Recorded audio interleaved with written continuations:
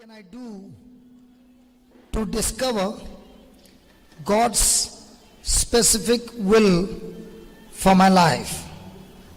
Because there are many who came and asked me, how will I know what is God's will for my life? How will I discover God's purpose and God's assignment for my life? And the first thing we learned is, I must have the top priority in my life to have a personal relationship with Jesus Christ and allow Him to guide me to make decisions. Having a personal relationship with Jesus means having a personal relationship with His Word. Making good or the best decision that Jesus wants to guide me means when I aligned my thoughts, my decisions according to the Word of God, then I am in the right path. Praise God.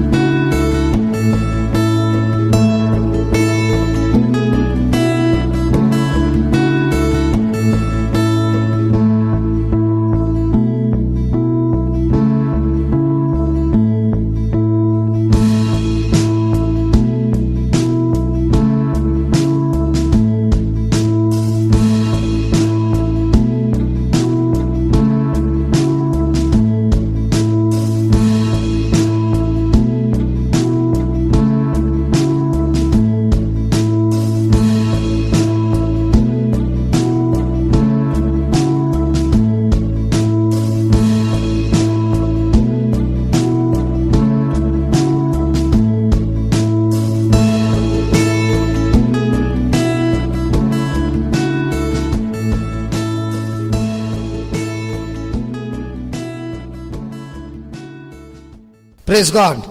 So the first one is develop a personal relationship. Second one is operate in unconditional love. Third one is renew your mind with the Word of God. And very important, make decision to obey what you have renewed your mind with. Praise God. Fourth, discover your passion.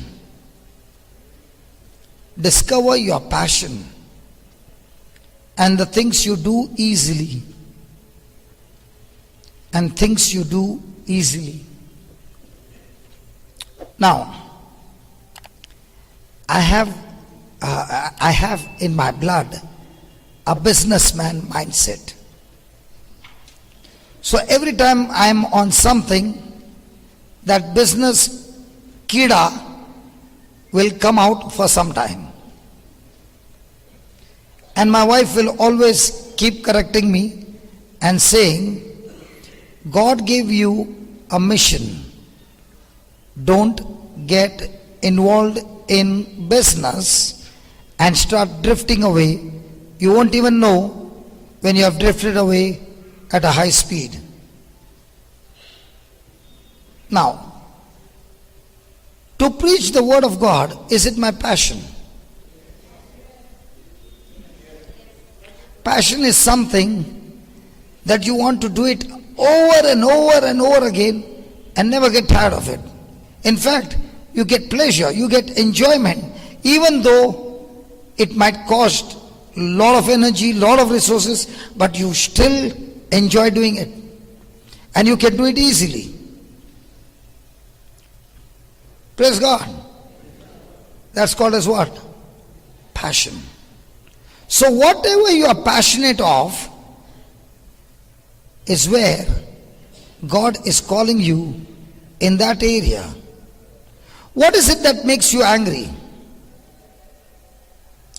For example, when Mother Teresa came out of the convent for the first time and she walked on the streets of Calcutta, she saw these people dying on the streets. She saw the lepers, she saw the sick people on the street. She went back into the convent. But anger came into her. I must do something for these people. She could not rest. She just could not rest. She had to leave that convent because she did not get permission and start on her own with a single member, and that is she alone. Absolutely no resources. But that passion kept her going.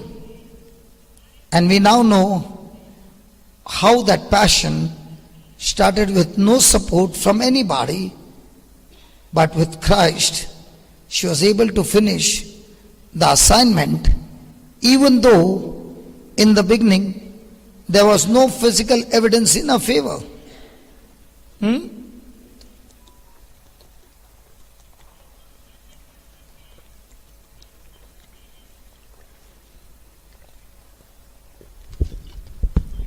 Yes? Are you following? So when I discovered the passion for the word, I discovered my assignment. And this passion, now actually speaking, when we finished last night, I had another class to speak in France from 12:30 onwards. And I logged in and I told him, brother, I will not be able to take the class. This is the first time it has happened. I said, I will not be able to take the class because my voice is not up to the mark and my body is not agreeing with me. Otherwise, I was sitting there to log in for the next 2 hours. Now, why is a person able to do this? When you are passionate, you don't do it for money. Nothing can satisfy you but the passion. The apostles, they had passion for fishing. But when Jesus said, follow me, they followed Jesus.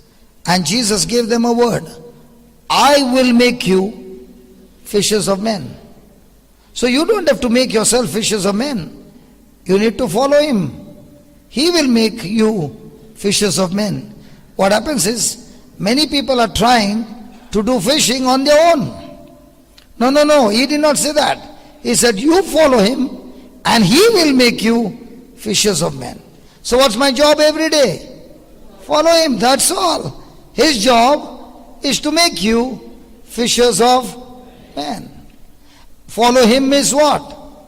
Follow his word. Even to the dot. Agree to his word. Even to the dot. Amen? Amen? Write down in capital letters, please. It is important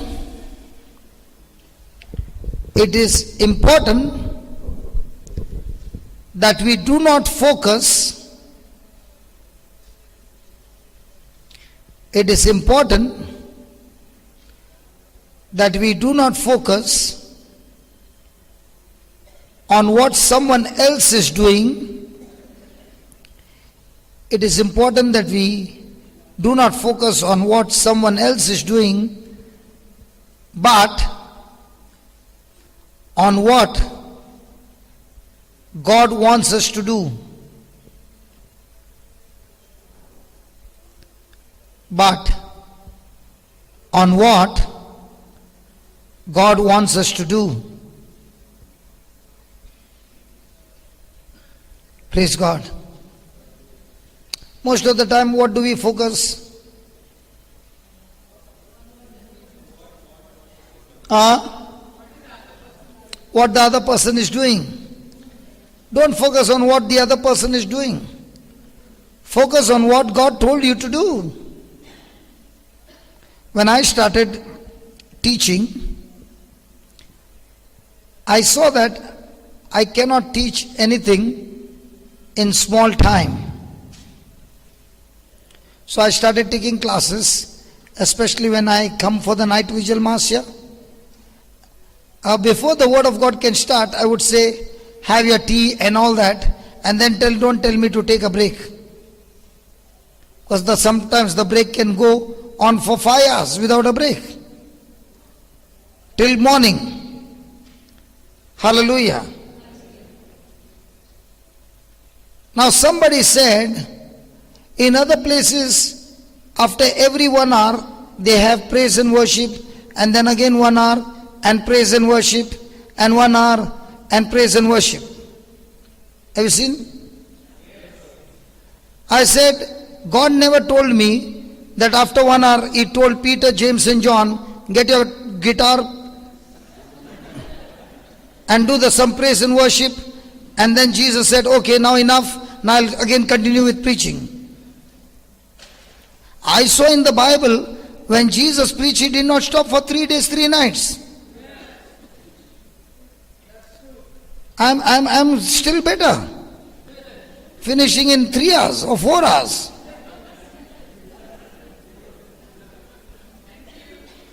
See, somebody saying thank you very much. Hallelujah.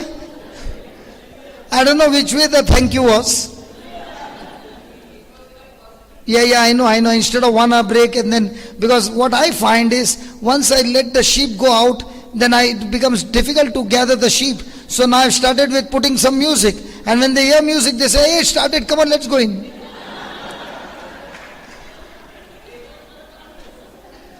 Because when I sent shepherds to get the sheep caught hold of the shepherd, and he also got accumulated there only. Hallelujah. That's why I don't like the lunch break, the tea break.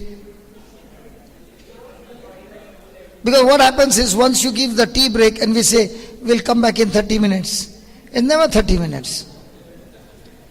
In New Creation Home, we used to have a tea break. And you know, in school, how there used to be a recess and the gate used to be closed. You remember? So the tea fellow used to be on this side and the gate would be closed, and people on this side. No going out. Then they said, we promise you will not go far. And in 15 minutes, everybody would be in the class. How many of you have come for the growth retreat? I'm not only talking about not the... Did we have 15 minutes break? And the gate day, nobody can go. But here I've given you so much of freedom. No, thank you. You have missed 1 hour every day, 2 eyes. Imagine how much loss you have gone into. Huh? Yeah, so I'm smart, no? I took up to 9:30, 10, no middle break only. Others, if I give too many breaks, then too many distractions. Praise God. So, what are you going to do? Write down. Let me ask you one thing. Are you more focused on your problems, or are you more focused on the assignment that God has for your life? Really? There are many whom I see once upon a time came because they had problems. But now this time they have come not for the problems, they have come to discover their assignments. And if you make that as your top priority, my assignment for my life, then that scripture comes true. Seek you first the kingdom of God and His righteousness, and then everything else will be added unto you. If you ask when we were in small, what is your basic necessity? Roti, kapda or makan. Now when you go to Jesus, He says, what is your basic necessity? Seek the kingdom of God. Roti, kapda or makan, my Father will give you free.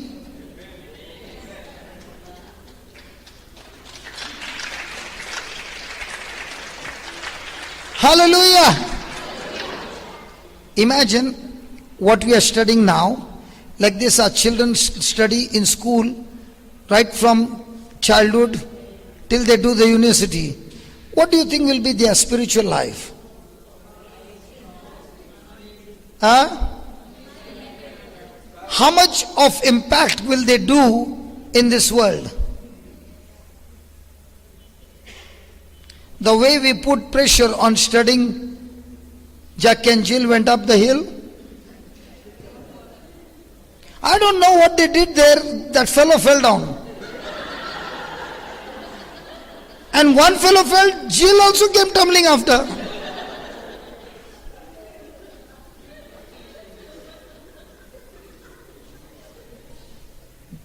They fell down and we got that beating.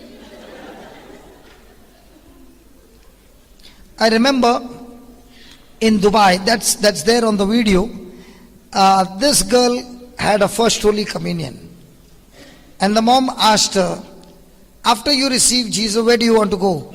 She said, there's Brother Johnson's meeting. From the communion, I want to go straight to the meeting. So the mother said, with all that dress, I don't care the dress, I want to go to the meeting. Now, the child will be how many years old? 8, 9 years old, correct? So she comes there with a dress straight away from there, straight. And I see her and I said, how come you came from there? No party? She said, I want to have party with Jesus. Okay, now watch this. Just then a lady walks in with a belt around her neck.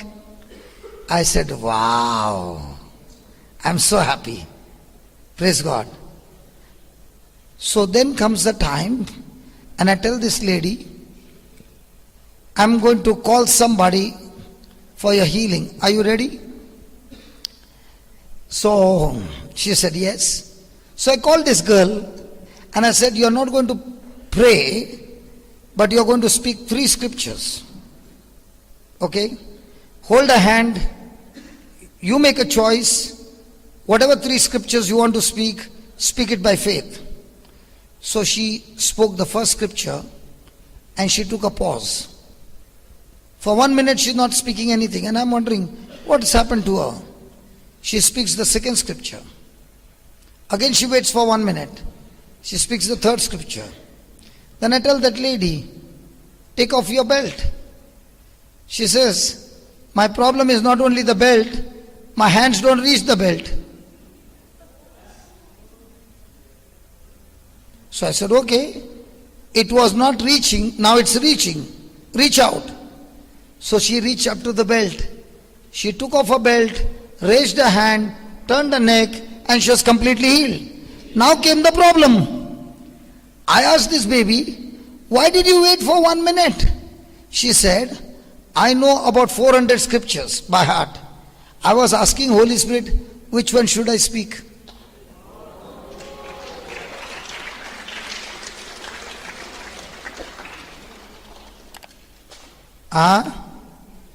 She just did not say the 3 scriptures. She began to ask, Lord, from all these scriptures, you tell me which one should I speak. Imagine this is when she's 8 and 9. And the mother used to say, when she goes to the catechism class, before the teacher can say something, she begins to tell the teacher, you are wrong.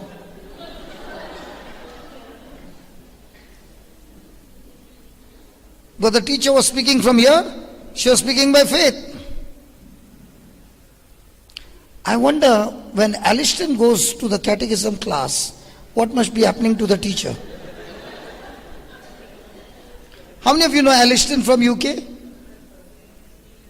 A 9-year-old boy who preaches better than me. No joke. Praise God. A new generation is rising up. There's an army rising up. There's an army rising up. I said there's an army rising up. And the best part is, in the army, there are all broken peoples once upon a time. And you know what's the specialty about broken people? They are champions in mending broken hearts. because they know what it means to have a broken heart. Because they have been there. And when a person has been there and God brings that person out, He has already given you an assignment. The very thing that the Lord taught you to come out is an assignment that God has given you to teach others how to come out of their pit. Praise God. Write down. Focusing on the assignment of others. Focusing on the assignment of others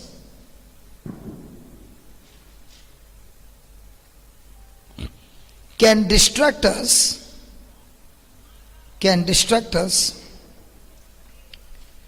from discovering our divine assignment. Learn to be satisfied with your own portion.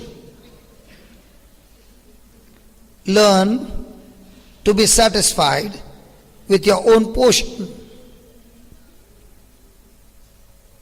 Very, very important this point. Learn to be satisfied with your own portion.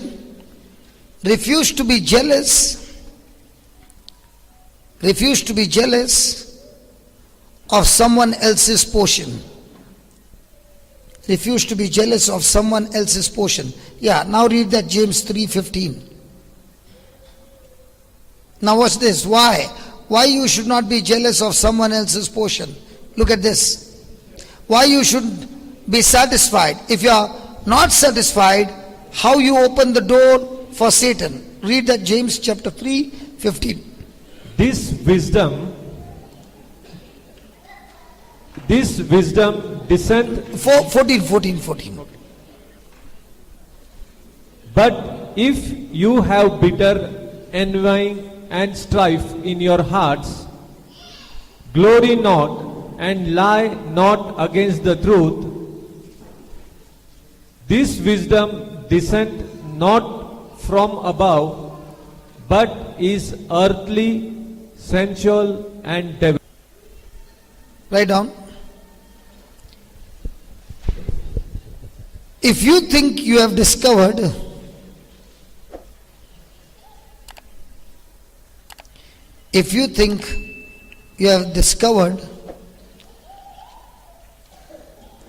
God's will for your life,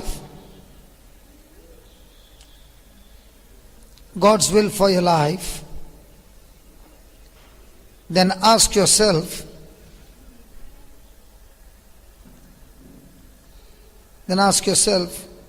is there an anointing here?